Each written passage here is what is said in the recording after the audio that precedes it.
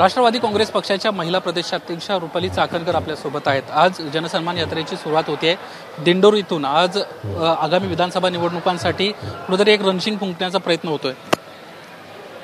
आदरणीय दादांनी 10व्यांदा अर्थसंकल्प मांडत असताना महाराष्ट्राला आणि महाराष्ट्राच्या जनतेला, कष्टकरी, कामगार, शेतकरी, युवक या सर्वांना अर्थसंकल्पामधून भरभरून दिलं। पण सर्वाधिक जर कोणाला दिलं असेल तर ते आमच्या मातृशक्तीला दिलं, महिला भगिनींना दिलं। मग ते लाडकी बहीण योजनेच्या माध्यमातून असेल, अन्नपूर्ण योजना असेल, पिंक रिक्षा असेल आणि खऱ्या अर्थानं महिलांचं सबलीकरण, सक्षमीकरण या माध्यमातून होतंय।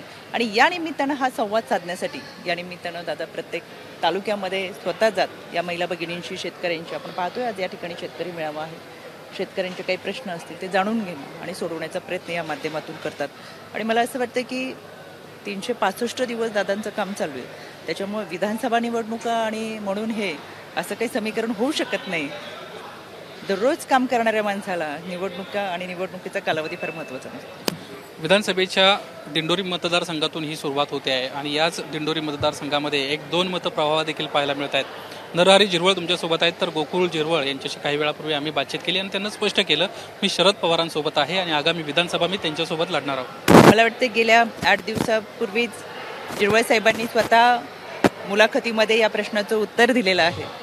त्याच्यामुळे परत मी काही त्याच्यावर बोलणं बरोबर होणार नाही। म्हणजे कुठेतरी त्यांची पत्नी आगामी काळात पाहायला मिळू शकते असं देखील एक त्यांचं सुतोवाच। मला असं वाटतं हे त्यांचे दिंडोरी भागातले आणि झिरवळ साहेब ठरवतील त्या पद्धतीचे हे सगळे विषय आहेत।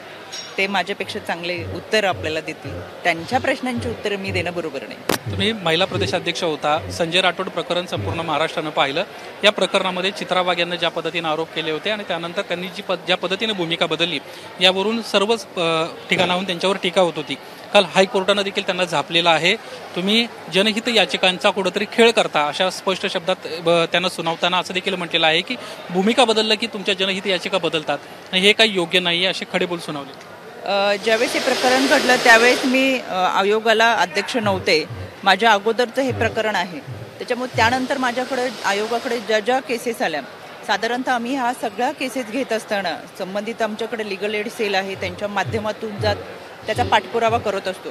त्याच्यामुळे ही घटना आपण जी सांगितली अशा पद्धतीने कुठे कोणत्याही गोष्टीचा दुरुपयोग होऊ नये असं मला वाटतं आणि कोर्टाने याचा निर्णय दिलेला आहे। एकंदरीत ज्या पद्धतीनं राजकारणामध्ये असं पक्ष बदलला की भूमिका बदलणं हे काय जे सुरू आहे याबद्दल तुमची काय प्रतिक्रिया आहे? तुम्हाला काय वाटतं? कारण की अनेक वेळा असं पाहायला मिळतं की ज्यांच्या विरोधात आरोप झाले त्यानंतर सोबत आल्यानंतर वेगळीच भूमिका परत त्यांची पाहायला मिळते। हे त्यांच्या पक्षाचे विषय आहे, त्याच्याबद्दल बोलण्यापेक्षा मला असं वाटतं महाराष्ट्रामध्ये माझे आयोगाचे अध्यक्ष म्हणून काम करताना माझ्याकडे अनेक प्रश्न आहेत। त्या प्रश्नांवरती आपण चर्चा केली तर कदाचित त्या प्रश्नांचा आणि दिलेल्या उत्तरांचा माझ्या महिला भगिनींना फायदा होईल। तुमच्या नाशिक जिल्ह्याचे महत्त्वाचे नेते छगन भुजबळ यांचे आणि मनोज जरांगे यांचे जे काही मागच्या कालावधीमध्ये आरोप प्रत्यारोप एकमेकांवर सुरू आहेत हे संपूर्ण महाराष्ट्रानं पाहिलंय।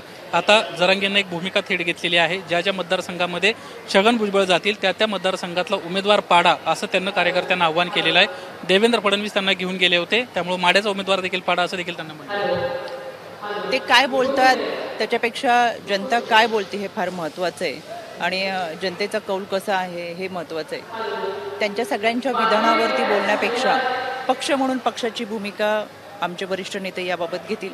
भुजबळ साहेब त्यांच्यावरती होत असलेले आरोप त्याचं खंडन ते करतात आहेत आणि जी भूमिका योग्य आहे ती मांडण्याचा प्रयत्न भुजबळ साहेब सातत्याने करतात आहेत।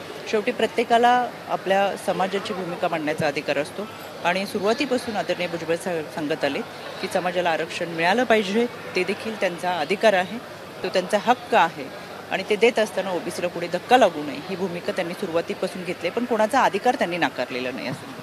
शेवटचा प्रश्न, तुम्ही महिला प्रदेशाध्यक्ष आहात, राज्यसभेची एक जागा राष्ट्रवादीच्या वाट्याला येऊ शकते। आता नुकतीच कालच निवडणूक जाहीर झालेली आहे। राष्ट्रवादी काँग्रेस महिला या जागेसाठी दावा करणार आहेत का? तुमच्या राष्ट्रीय अध्यक्षांना तुम्ही जाऊन भेटणार आहात? असं कधी कुठल्या जागेवर आपण दावा करणं हे पक्षाच्या चौकटीच्या बाहेरच्या गोष्टी असतात।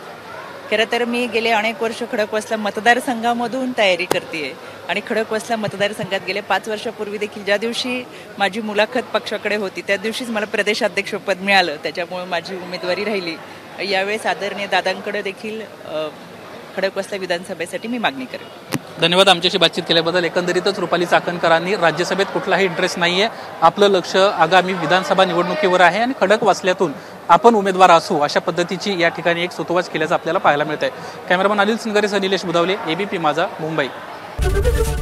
एबीपी माझा, उघडा डोळे बघा नीट.